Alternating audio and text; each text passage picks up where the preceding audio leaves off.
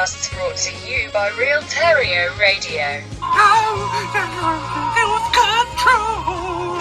My name is the Batchelor, and I'm about to lose control with a bloody idiot. And I can't see that the bloody idiots are all around me, and I cannot help it. Oh no, here we go again. My name's the Batchelor.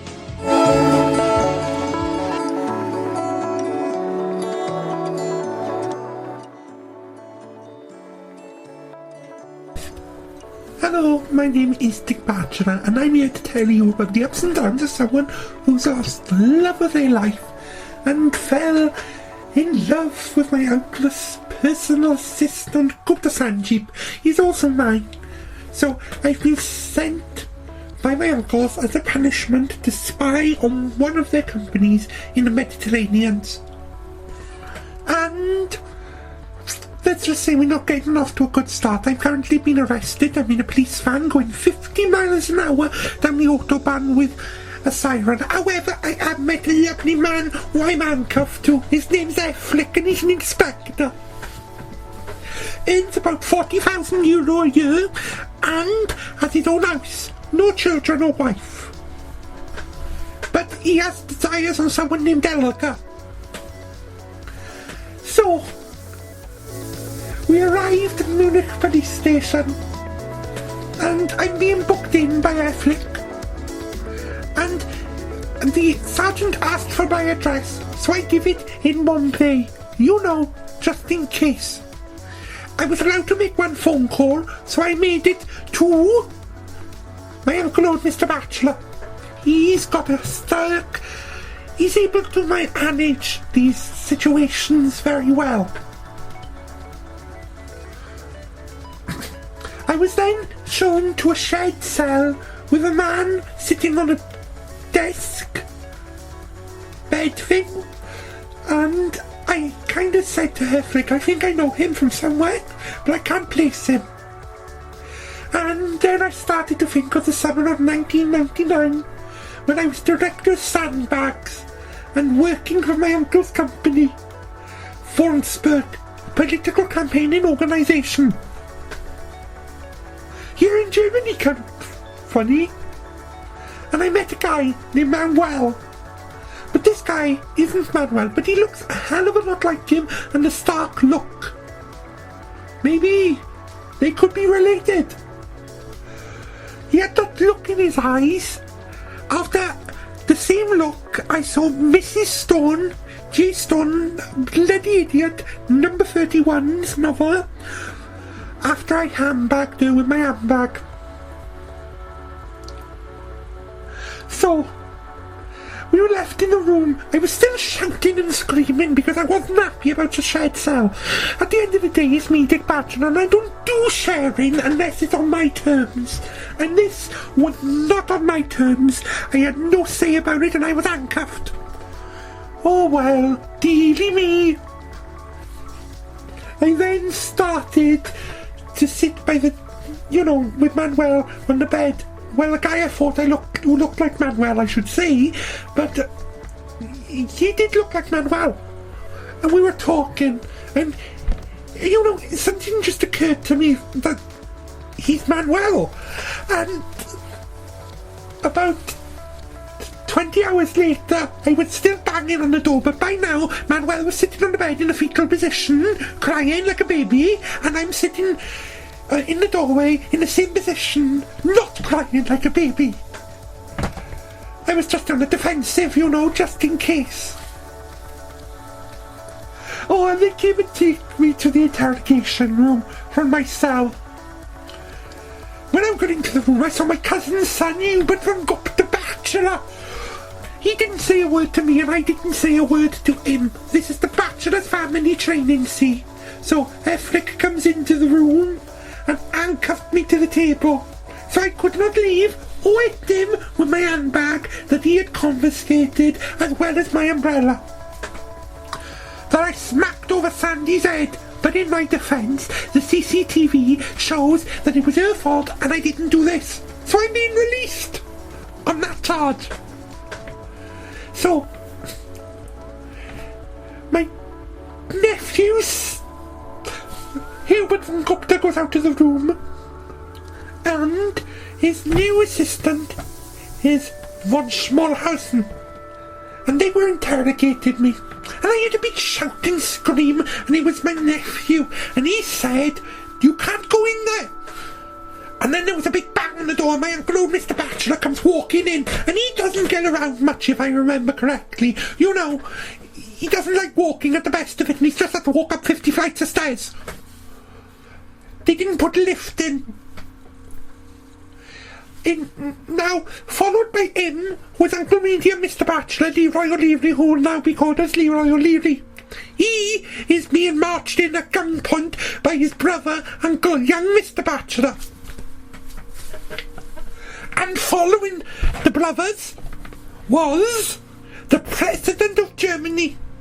It turns out that my uncle's company, Würzburg PLCs, has been doing much campaigning, and we helped win him his seat as President of Germany.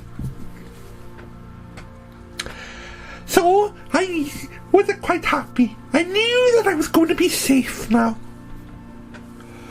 So it turns out that we still have been the president for re-elections. So Uncle old Mr. Batchelor was standing there, and he had a big blue file in his hand. It looks like he's got photos, and he's waving them at the president's head.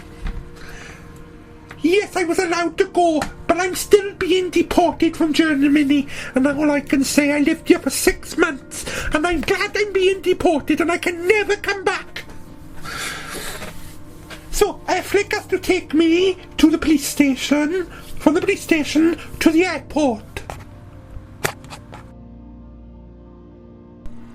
So it turns out that my uncles have been helping the German president get re-elected. But they came to a deal that Uncle Leroy O'Leary, and I can call him Uncle Leroy O'Leary, but not Batchelor because we still own a trademark name, and if you remember from the last episode, he got married 25 years ago to a woman and had 27 children. And my uncles have only just found out. Even though for the last 27 Christmases we'd be sitting across from her having a turkey. Well, she hasn't, she's a vegetarian, so she had the fish. He's taking the blame for all of the troubles, and he's going to have a 2-year prison sentence. Well, this will give him some time, but they're going to give him community service, painting roads. I know, shocking. He doesn't do much painting anyway, and then my uncles have promised to give him a job in the family business as a junior manager of a department in a department store. But first he has to come as my personal assistant. So I went to get ready, and I got changed, and I came out of the room, and I was wearing a leather jacket and trousers and a helmet. I was quite worried why I'm dressed like this, and then Uncle old Mr. Batchelor told me we're going by motorbike to the airport, and Airflix's got to take me, and I must be nice to him. And I was like, why are you telling me to be nice to a policeman, and a German policeman at that? So I had to be obliging. We took a drive down the autobahn on the motorbike to the airport, and my uncle's private jet was waiting there. It just landed, and I got on as the door went down, and I saw that Sandy woman, you know. She was waiting to get on with me. She's going to be the cabin crew, see? She had a black eye when I saw her this time, because basically she walked into a door. When I was banging on the door, the flight deck door opened because Captain was coming to see me because he knew who I was. And when the door opened, it smacked her in the face. Now she tried to say this was because of me, and she tried to press charges for assault. But I don't know the grudge, and she's still working for the company. But the demotion. So we got on the plane. I offered Efric a drink before we set off, being nice and remembering that Uncle old Mr. Batchelor told me to be nice. So he came on and he sat down. I noticed behind Sandy was my dear husband Gupta to be. So I ran over to Gupta and I gave him a big hug and I said, "Where have you been?" And he told me that my uncles have sent him here to watch over me and to make sure I don't cause any more trouble. I said, "Me cause trouble? None of this would have happened if you didn't book me coming to Germany. And you booked direct flights." He then reminded me that the airline doesn't fly to Italy. This is something that as the managing director you would think that he would do. So I was quite angry and we all sat down and had a good drink. I told Sandy to take the bag and the umbrella from Affleck that he had confiscated from me. She knows it very well because she accused me of eating out of it. I then sat down and she brought over a coffee for Affleck because he's still on duty, and a glass of champagne for me, and a juice in a beaker for Gupta.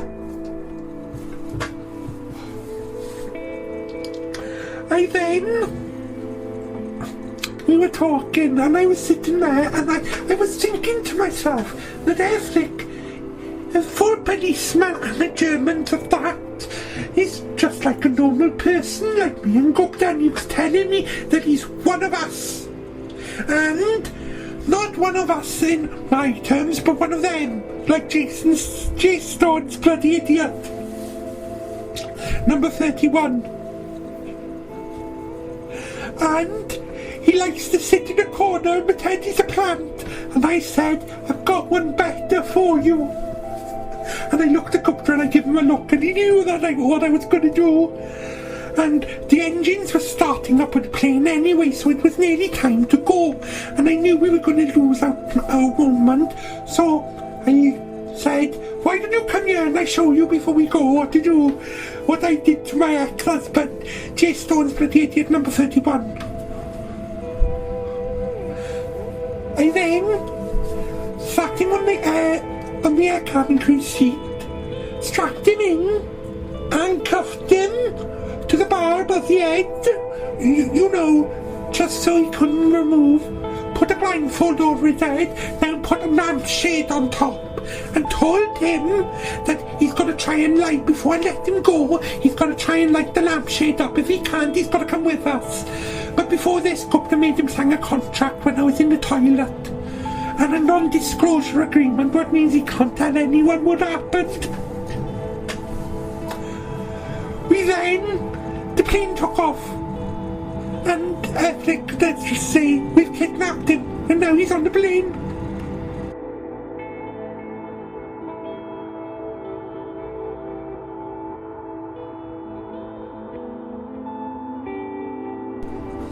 During the flight, I was an abysmal customer. I made Sandy make me lunch because I haven't had anything proper to eat or stable to drink in 20 hours. I wasn't amused.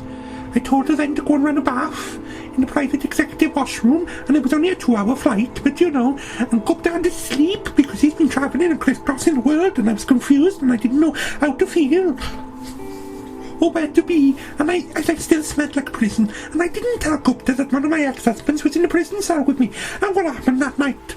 And I'm still not going to tell you what happened that night, because, you know, you don't really need to know it, do you? Let's just say I won. And now I remember why we got a divorce.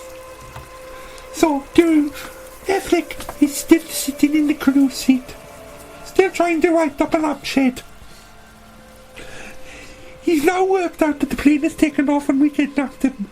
Oh well, dearie me. So, we're about to land in Venice, and I'm going to go on a cruise ship, and I'm going to be met by Captain Phyllis Bartholomew. But before this, we got to drive from the airport to the cruise ship, and I hired a car, a convertible car, and we're going to put Affleck in the boot, and you know, this will be nice for him, and Gupta's come to join me, but he's wanted for the arrest, for the assault of Uncle Leroy O'Leary in Germany, and the federal police are after him. Oh well.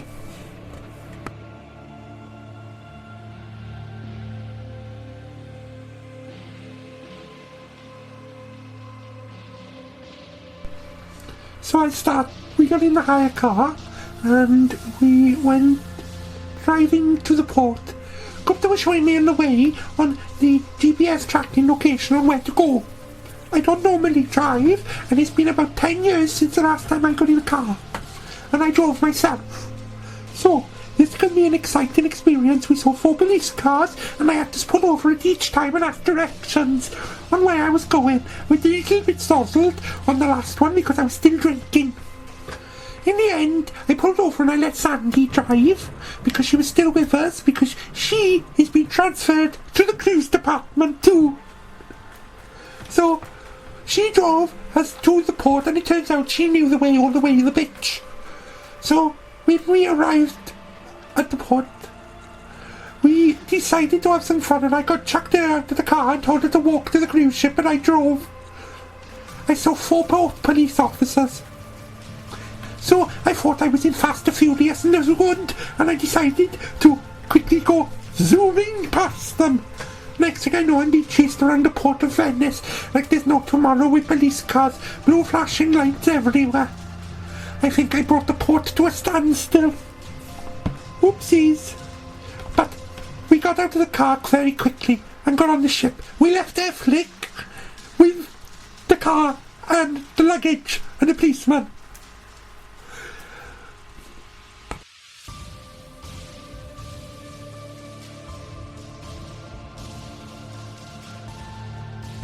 I told Gupta to sort it out, and Gupta was talking to the captain's first mate, and I went over and met the captain, Captain Philos Bartholomeus. We were in the Navy together, and I used to be his boss, but I'm still his boss now because my uncles have made me the president and CEO of the cruise line company, and I wanted to be incognito, but Captain Philos Bartholomeus saw my name on the sheet and went to try and save his job. I don't abide this treatment anyway, but I'm here to spy and do some duty, so I'm going to make his life a living hell, just like he tried to do with me. I had to take him, have him removed from his command. He tried to crash the ship that was parked into another parked ship. Confusing little man.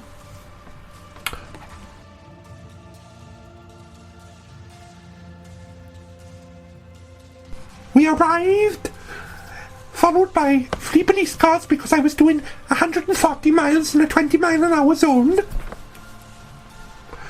on the road, with blue flashing lights at the ship. Who is Spanish? Captain Philippe Bartholomeus, who was a nice man. I could see this because he said to me in his nice Spanish accent, "Hola, ¿cómo estás? ¿Cómo te llamas? Come on board." To me, what was a little Indian, if you ask me. But he was a nice man, and I came on the ship and I left the air fleet go. He was quite mad at me, but he'll probably try and catch me again. You know what these idiots are like. When I got on the ship, they were playing my song, and my lovely song of Coca-Cola, and I was feeling so happy.